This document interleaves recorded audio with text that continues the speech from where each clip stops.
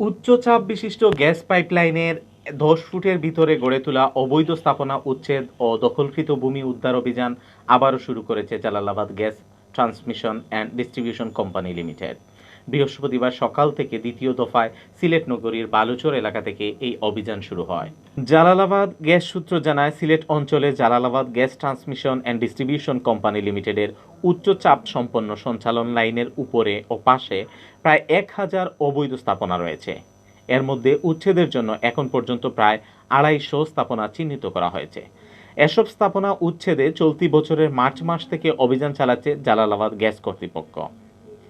গত ১৬ মার্চ প্রথম দফায় শাহপুরান থানাধীন ইসলামপুরের মোহাম্মদপুর নূরপুর আবাসিক এলাকা থেকে উচ্ছেদ অভিযান শুরু হয়।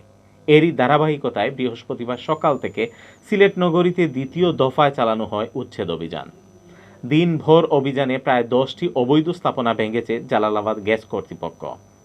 এর মধ্যে ২-৩ তলা ভবন ও টিন শেড, আধা পাকা ঘরও রয়েছে। এছাড়া পাইপলাইনের পাশের দখলকৃত কয়েক শতক ভূমি উদ্ধার করা হয়েছে। গত মার্চ থেকে এ পর্যন্ত ১২০টি বাড়িঘর সহ বিভিন্ন স্থাপনা অপসারণ করা হয়েছে।